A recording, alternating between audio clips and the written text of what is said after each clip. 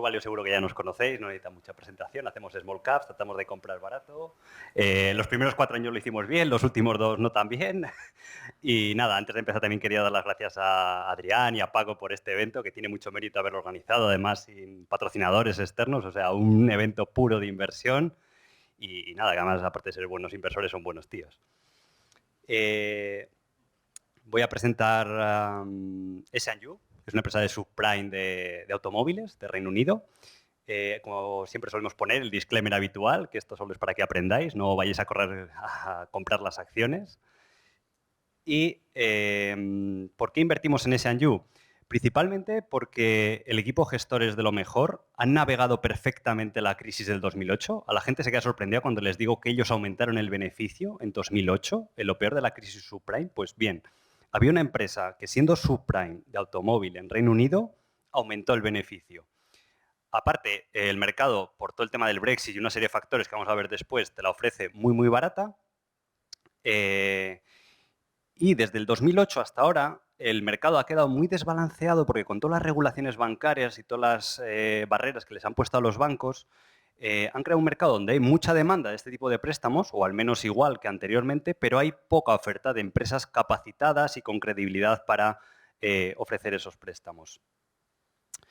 El negocio de S&U, principalmente el 90%, es lo que sería la financiación de los automóviles, ¿vale? Son préstamos medios de 5.000, 6.000 libras, te dan el 90% del valor del automóvil y son préstamos del tipo HP. Esto es muy importante porque hay otro tipo de préstamos que son los PCP, que son el leasing habitual que muchos conoceréis, que pagas una entrada, luego pagas una cuota y al final puedes devolver el automóvil y demás. Y eso está ahora mismo en Reino Unido muy perseguido por el regulador. El modelo que hacen ellos, y que tienen muy buena relación con el regulador, es el modelo HP, que es el Hire Purchase, que es que S&U compra el coche y el cliente técnicamente lo alquila y solo lo posee cuando termina de pagar el préstamo.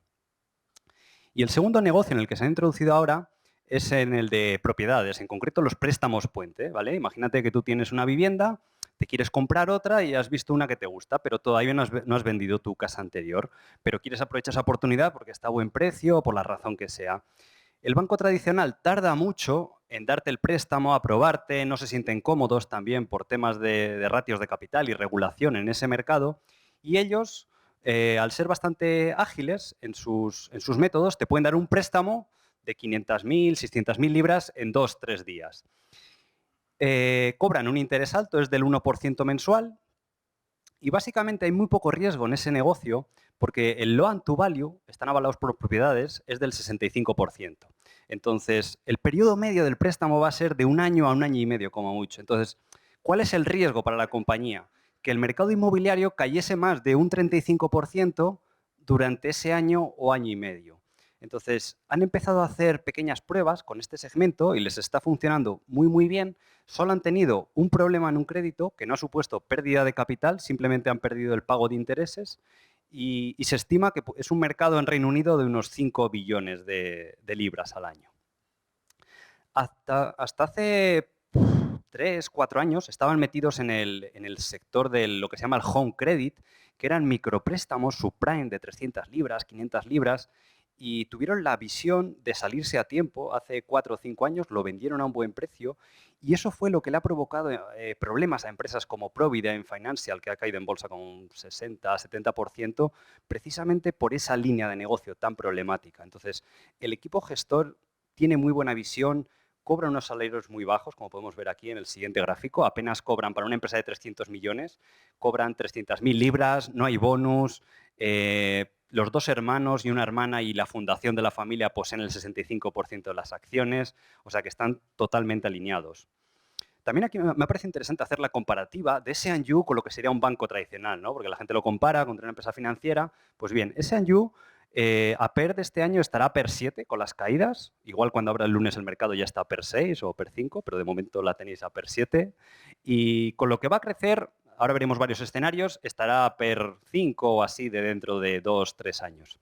Mientras que un banco tradicional apenas tiene crecimiento, el PER, pues la mayor parte de ellos ronda 9-10 veces. El ROE es significativamente mejor en S&U, es del 17%, pero hay que ponerlo en contexto con un apalancamiento súper reducido. O sea, solo tienen de deuda equity 0,5 veces.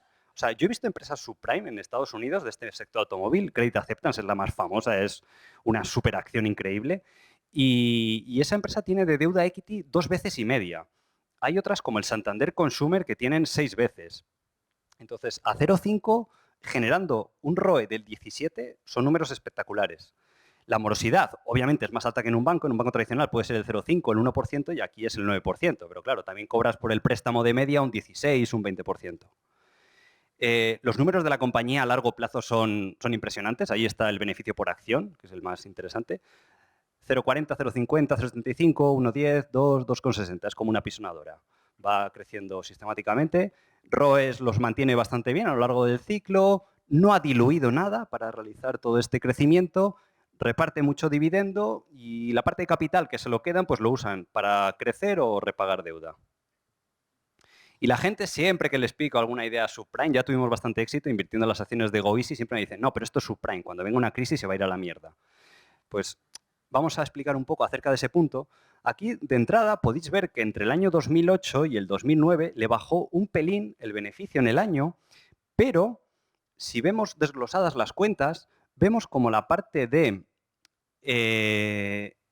Car Finance, porque la parte del crédito al consumo ya no tienen esa división, los ingresos aumentaron. Es cierto, como podéis ver abajo, que la morosidad aumenta, las provisiones para los créditos morosos pasaron de 4 millones a 4,7, un 20%, que es la media de la industria, y ahora vamos a hablar un poquito más acerca de eso. Pero lo interesante es esta gráfica, es el beneficio de la unidad de negocio de automóviles. Y de hecho, podéis ver ahí cómo aumentó el beneficio de esa unidad, de 2,6 millones a 3 millones. De hecho, ellos tienen un track record de llevar 18 años seguidos aumentando el beneficio en la parte de automóviles.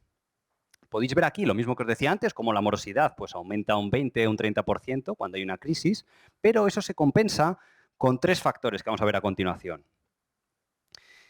La única variable que tenéis que medir cuando evaluáis este tipo de compañías, de préstamos personales o préstamos subprime de automóviles, es el nivel de desempleo.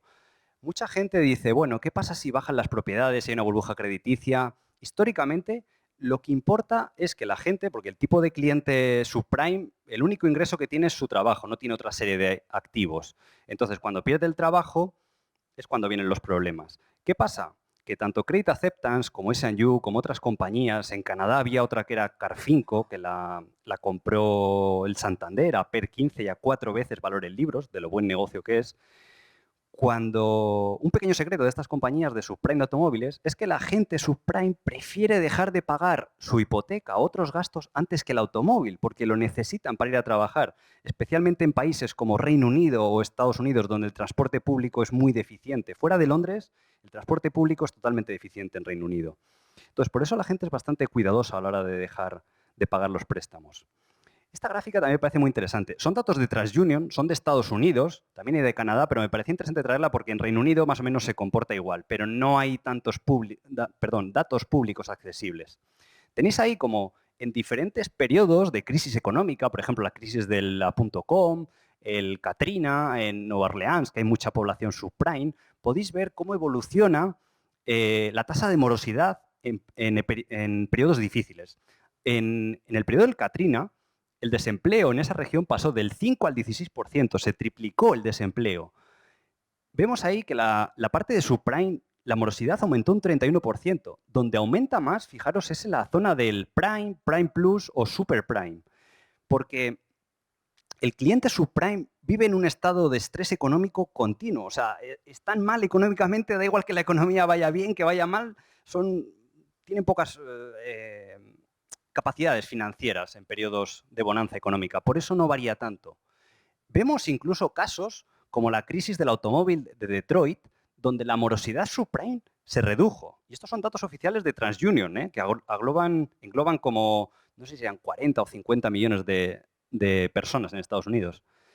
La gran crisis, lo mismo, la morosidad aumentó un 21%. Viendo las cifras que veíamos antes de subprime, de S&U, vemos un comportamiento similar. A ellos también les aumentó la morosidad, pues un 20%, porque es lo que va a suceder cuando venga una crisis. Esto es de otra empresa que tenemos en cartera, que es Goviesi, que también tiene datos, porque a veces son difíciles de conseguir, de lo que le pasó a su portfolio de préstamos subprime en la región de Alberta. Cuando hubo hace poco el crash del petróleo, pues el desempleo pasó del 4,5% al 9%. Se dobló el desempleo en una región muy dependiente de las materias primas. Y la gente puede decir, pues te va a funcionar mal los préstamos que tienes allí.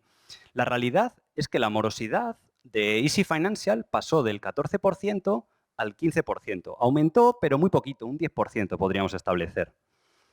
Esto es otra compañía que tuvimos un tiempo en el fondo, que es Norwegian Finance Holdings. Es otra subprime de Noruega. Una economía también bastante similar, Reino Unido, Canadá, tal. Ahí se puede ver la evolución de la morosidad. También aumentó un 25 o un 30% en los años de la crisis. Y esto es una parte de Provident Financial durante la crisis, uno de sus segmentos, que es el Vanquish Bank, que es también la división subprime, se podría parecer a S&U.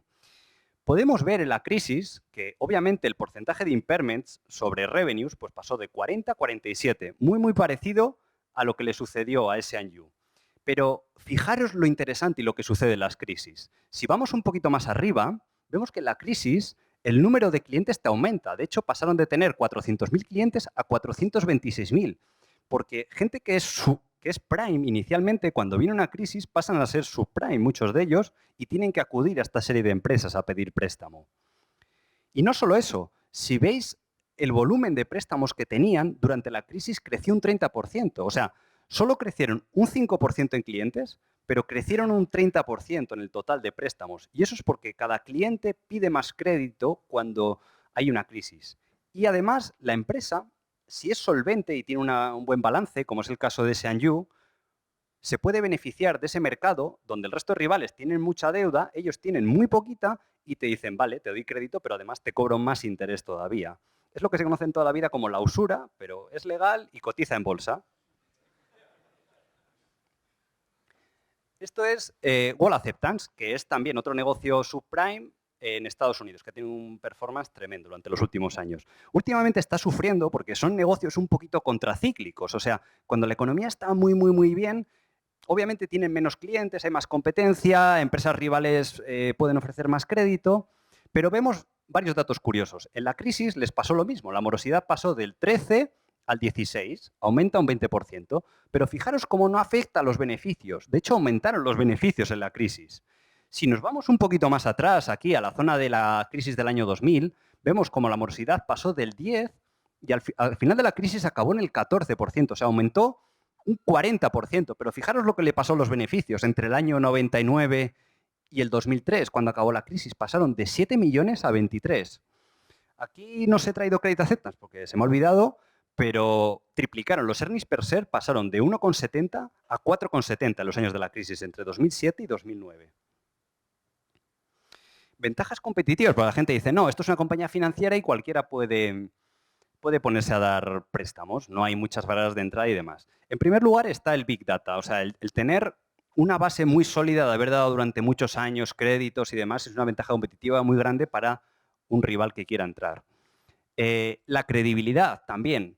Te tienen que financiar o bancos o empresas privadas y lo que tú quieres en tu balance es tener, es decir, si yo voy a dar un préstamo de automóviles a 5 años, que va a durar el préstamo, quiero tener financiación a 5 años para que esté macheado la duración del activo con la del pasivo, porque si no, creas una empresa inestable. O sea, los bancos tradicionales son empresas inestables porque no está macheada la duración del activo de las hipotecas con la de los pasivos, que son los depósitos que tiene la gente. Entonces, lo que tú quieres es financiarte a una tasa de interés razonable, del 4, el 5% en este entorno. Sin embargo, si tú no tienes credibilidad, los acreedores, con empresas de cierto tamaño, hemos visto que te pueden pedir el 10, el 11, el 12% de interés. Entonces, si tú por un préstamo cobras el 16 y le quitas los gastos y demás, difícil que hagas beneficio.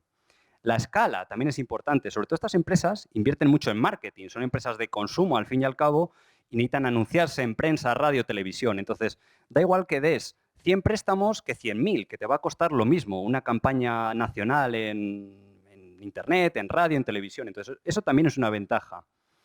Ya hemos mencionado antes la duración de los activos, que se lo tomen en serio. No sé si se podría decir que es una ventaja competitiva, pero es lo que quieres ver, un equipo de gestión conservador y que lo enfoque de esa manera. Y la quinta y la más importante para mí siempre en las compañías es el equipo gestor. O sea, son gente que llevan 20 años en la empresa, no ha habido rotación de directivos, han navegado bien todas las crisis, te devuelven el dinero en forma de dividendos. No pueden recomprar acciones porque si no tendrían que hacer una OPA por el resto de la compañía. Entonces, te van dando dividendos y la otra parte pues se lo quedan, como hemos dicho antes, para reducir deuda, hacer alguna adquisición o meterse en nichos de mercado que ven interesantes, como este de las propiedades y los préstamos puente. Y bueno, lo más importante, la valoración. Siempre solemos hacer 3 escenarios. En el más normal es que vuelvan a crecer un 8 o un 10%. Estos años atrás venían de crecer como al 20 al 25%. Lo han frenado un poco últimamente, como os decía antes, igual que Credit Acceptance, porque cuando las cosas van bien, pues a estas empresas les tiende a ir más regular. También veían mucho exceso en el mercado, entonces han dicho, oye, en vez de dar y asumir más riesgos, nos frenamos un poquito y vemos a ver qué sucede.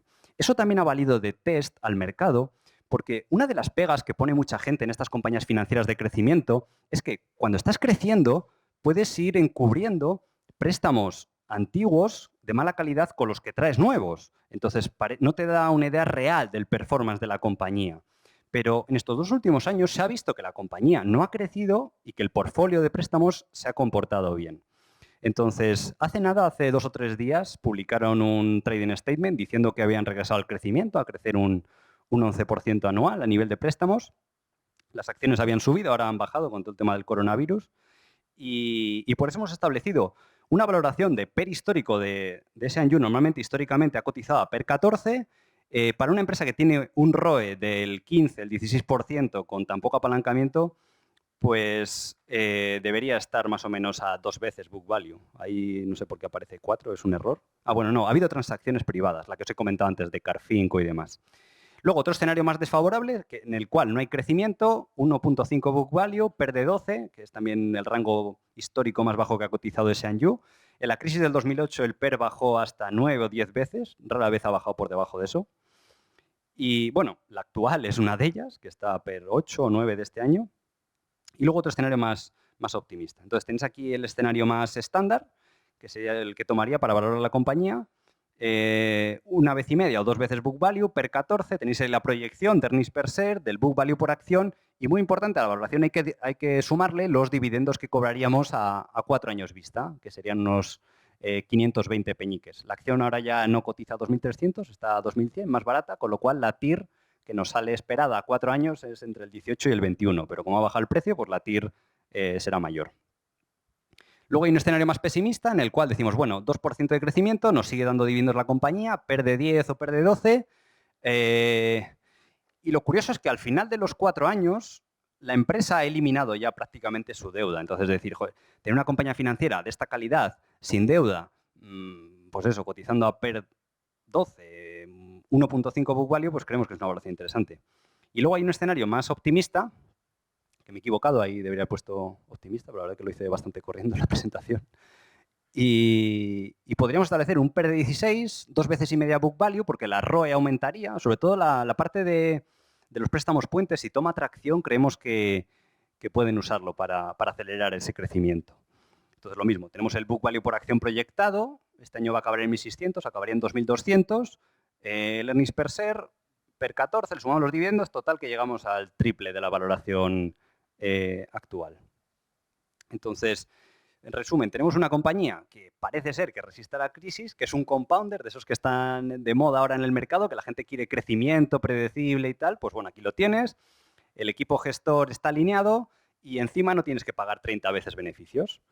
¿Por qué está barata? Que es la pregunta. Pues bueno, el Brexit, todo lo que sea consumo interno de Reino Unido está machacado. La liquidez es muy baja, no sé si intercambia al día como 5.000 acciones de 20 libras, pues son unos 100.000 libras, 50.000 libras, dependiendo del día. Y el tercer factor, creo que es el más importante, es la unión de empresa value, que no está muy de moda ahora, que es una empresa financiera. Todas las empresas financieras, después de la crisis del 2008, se han comprimido bastante los múltiplos. ¿Y qué es subprime? Entonces la gente dice, uy, yo quiero apostar en contra del Brexit, que va a ir mal después de todo este problema, pues qué mejor que una empresa de subprime, de consumo interno y demás. El riesgo regulatorio la gente también lo ve como un problema porque ha habido un poco de polémica en el pasado, pero eso le ha afectado a otras compañías. De hecho, a S&U le ha beneficiado por el tipo de contratos que hace y el tipo de modelos de negocio. Y bueno, y luego lo que se suele decir el quinto factor, que es una small cap poco conocida. Y nada, ahora ya podéis preguntar.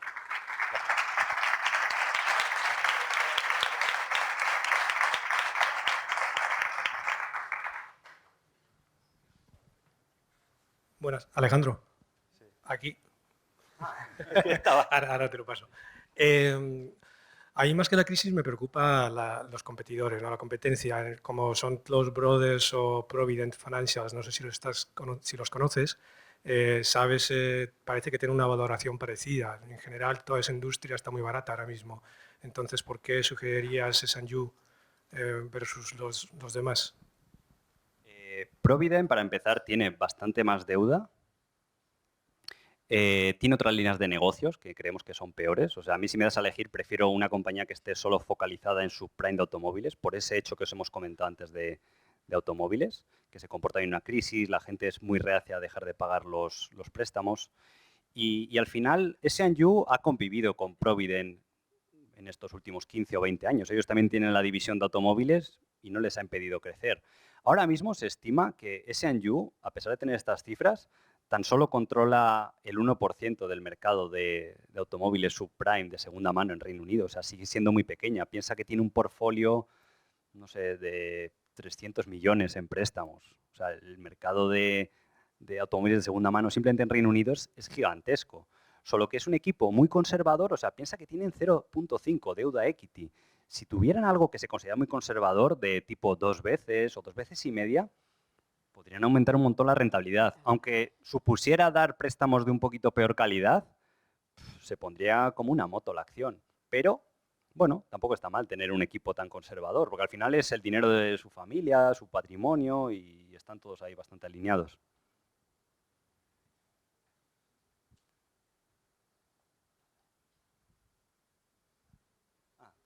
Bueno, pues muchas gracias, Alejandro. Me ha parecido realmente interesante y precisamente por eso he pensado qué pegas puede tener esta compañía. Las he ido apuntando y te pregunto un poco a ver qué te parece, ¿vale?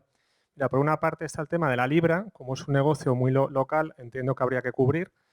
La divisa, no sé si nos puedes decir cuál sería el coste de la cobertura. Esa es una primera pregunta, creo que es fácil.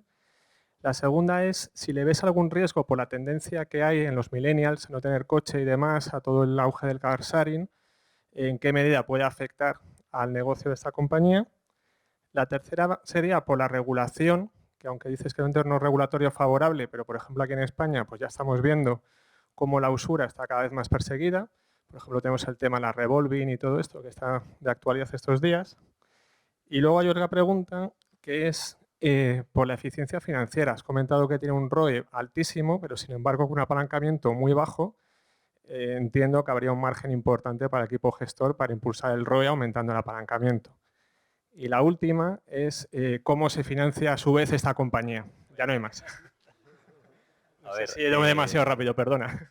La libra, cubrirla, hombre, al final tú tienes tus ingresos en libras y costes en libras, entonces ya es un poco decisión personal, pero habiendo ya pasado lo peor de la crisis, yo creo que la libra probablemente subirá. No soy experto en divisas, pero creo que es más probable que suba que baje. Entonces yo cubrirla no lo haría. Luego además también, si viene una crisis, lo que hace el Banco Central es bajar los tipos, con lo cual se financiarían más baratos, que fue lo que les pasó también en la crisis, que te bajan los costes de financiación y eso te ayuda a mantener un poquito la rentabilidad. En general, las compañías financieras en un entorno de inflación, también si es lo que te da problema, lo suelen hacer razonablemente bien. ¿Qué más? El regulador. Es lo que hemos comentado antes. Ellos hacen el tipo HP, no PCP.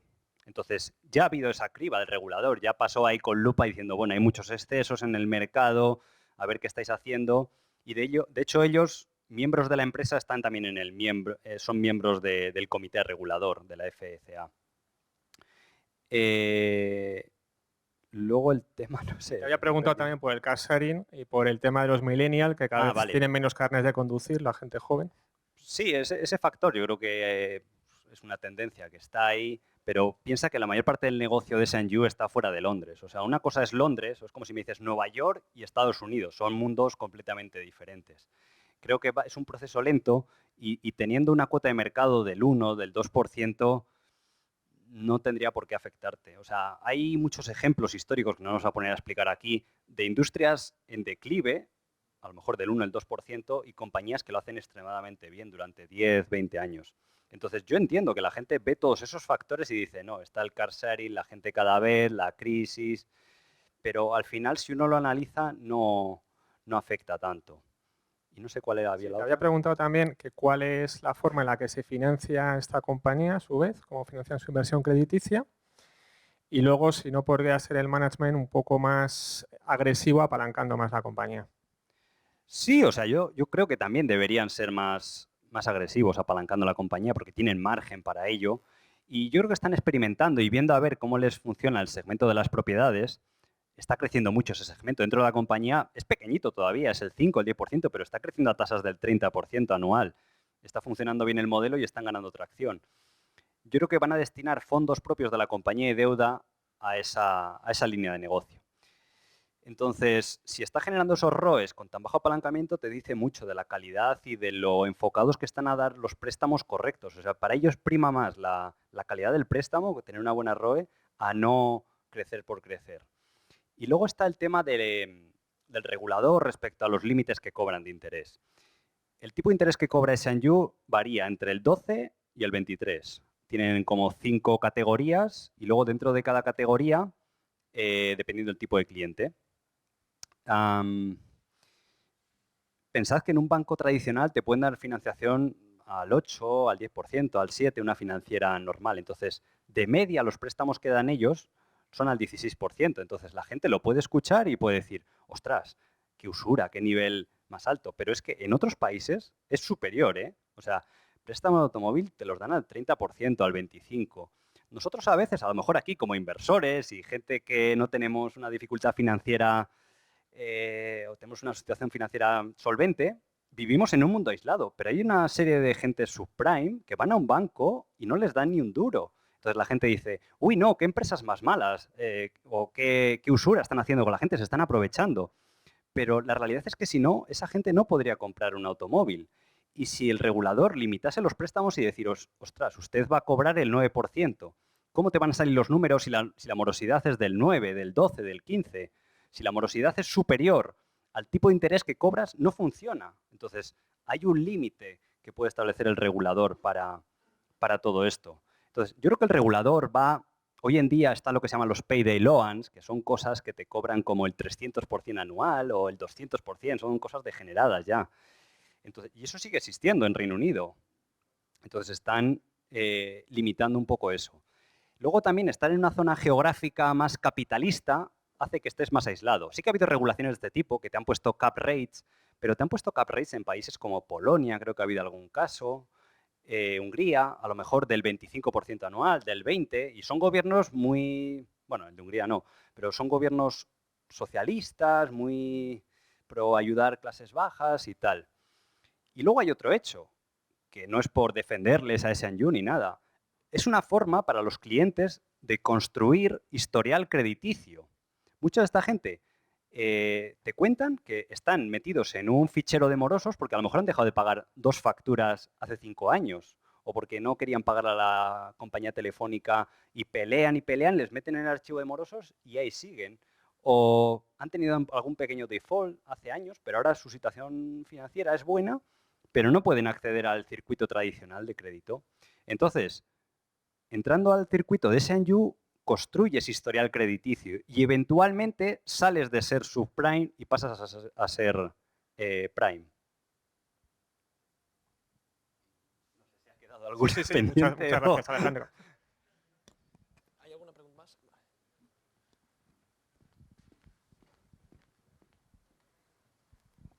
Hola Alejandro, yo quería preguntarte qué ventajas ves en invertir en esta empresa o en el sector subprime y no, por ejemplo, directamente en el sector asegurador con empresas como Progressive en Estados Unidos, que básicamente aseguran lo que son los coches también. Sí, o sea, sí que la conozco, la empresa y lo que hacen y demás.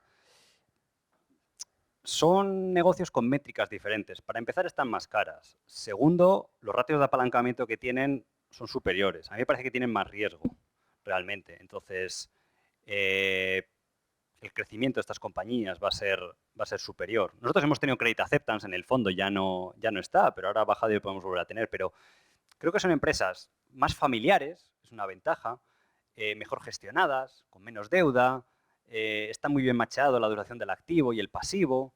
Entonces, es otro sector interesante, pero para mí esas compañías se parecen más a financieras tradicionales, un banco, una aseguradora, con sus propias particularidades, pero es como si me dices, ¿invertirías en los bonos de S&U o en las acciones? Pues las acciones, ¿no? Los bonos yo entiendo que haya gente que le atraiga, a lo mejor es una inversión más segura, más conservadora, pero como inversor de renta variable me siento atraído más por ese potencial que va a ser superior en S&U que no en las aseguradoras quizás de préstamos. Entonces, básicamente es por el tema de valoración y el tema de crecimiento, ¿no? Sí, por calidad de negocio y demás. Pero, sin embargo, las otras creo que tienen menos riesgo legal, ¿no? No me he metido mucho a mirarlas a fondo. Sé que algunas de ellas, de las que aseguraban préstamos, tuvieron problemas en la crisis, pero no, o sea, no te sabría decir a fondo el entorno regulatorio de ese nicho de mercado.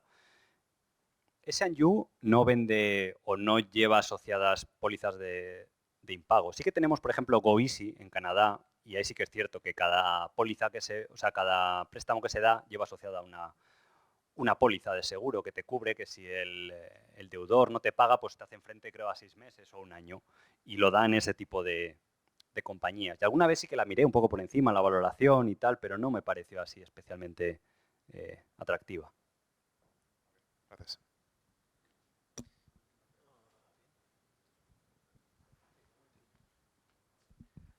Muchas gracias por la presentación, Alejandro. Dos preguntas rápidas. La primera, de mi compañero de la izquierda, si la empresa es candidata a formar parte del nuevo fondo True Value Small Caps. Y la segunda, si consideras que por el tipo de clientes la empresa no se vería afectada por una entrada de nuevos jugadores en un escenario de subidas de tipos de interés. Sí, podría ser candidata, obviamente, por la liquidez. Es lo que comentábamos en uno de los webinars que hicimos hace poco, de que pues, la CNMV y tal se pone muy nervioso cuando ve esto, porque tenemos ahí una posición de 4 o 5 millones y podríamos vender al día 20.000, 10.000 euros. Pues a lo mejor para deshacer esa posición no sé los días que te tirarías, pero es mejor ni pensar en ello. Entonces, sí, es verdad. Entonces, si no fuera por eso, pues tendríamos más. O sea, yo esa compañía, y si fuera mi cartera o lo que fuera, pues yo tendría ahí un 10% tranquilamente. Porque dices, no sé, si lo has estudiado bien, te gusta y crees que es buena empresa, pues ¿por qué no concentrarte más? Entonces, creemos que un fondo pequeño enfocado a eso, se pueden hacer ciertas cosas, explicado correctamente, que no podemos hacer en True Value.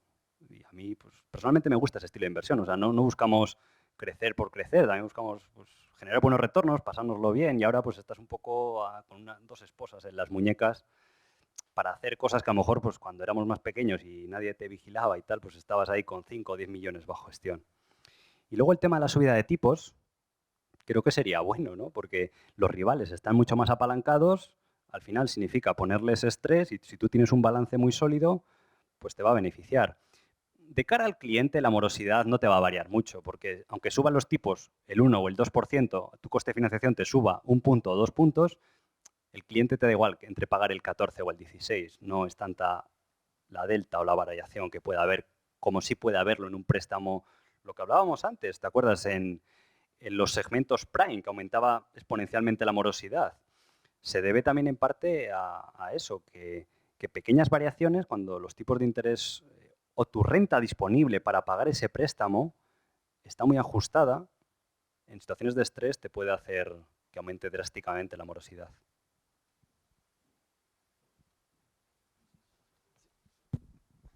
Sí, yo quería conocer tu opinión de si has comparado la empresa con World Acceptance, sobre todo a nivel de cultura de la empresa y de proceso, porque parece que se enfatiza mucho eso en el caso de la tesis de inversión de World Acceptance y parece que suelen decir mucho que el proceso que tienen para conseguir bajas tasas de morosidad es que sea tú a tú, que sea físico, y el paso a digital parece que es un problema, ¿no? Entonces, la comparativa con World Acceptance en general. Sí, o sea, he puesto Eagle Acceptance porque es interesante.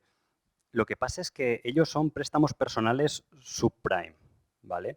Entonces, ese tipo de préstamos suelen tener una morosidad incluso superior que los de automóviles. El modelo de S&U sí que es cierto que es más online o a distancia, pero Al final, para mí, lo que cuenta es que la crisis lo han hecho bien, tanto el 2008-2011, con el Brexit, que no ha sido igual que el 2008, pero lo han hecho bien, o sea, no han tenido mayores problemas. Entonces, sí que es cierto que ayuda a tener presencia física. Goi sí tiene ese modelo, de la mayor parte físico compaginado con online, pero creemos que la solvencia de la compañía tiene más que ver con el equipo directivo, el enfoque que tome de no crecer por crecer y que cada préstamo que se dé sea en términos correctos. Yo a la gente cuando invierte en compañías financieras siempre les recomiendo que no miren tanto la valoración. Si está barata, pues genial, pero que miren el equipo directivo, que estén muy alineados contigo, porque como son cajas negras, te tienes que fiar del tío que maneja la caja negra. Entonces, lo más importante es el equipo directivo, ver el historial, que lo hayan hecho bien, y luego, si está barata, pues como el caso de Sanju, mejor que mejor. Wall Acceptance, que he mostrado el gráfico, habéis visto que en los últimos años han tenido caídas y se debe un poco en parte a la parte de la economía de Estados Unidos, que está muy boyante, pero también se debe a que se expandieron a México. Quisieron crecer, un nuevo mercado, un mercado virgen, muy atractivo, pero ¿qué pasa? Que el regulador les atacó. En estos países más inestables políticamente y fiscalmente, es el riesgo que tienes. Entonces, para mí es mucho más seguro un S&U, un GoEasy, que están ahí, o un Credit Acceptance, que están en su círculo de competencia, en países que todavía se respeta la propiedad privada y al final es así como lo ve. Pues muchas gracias, Alex. Muchas gracias también, Marta y Guillermo. Ahora tenemos otra pausa, otro coffee break. Y bueno, comentar que alguno de vosotros en su libreta tiene un premio. Así que, mirad por ahí, bueno, un par, sí, hay un par de premios. Así que revisarlas y nada más. Nos vemos en el coffee break.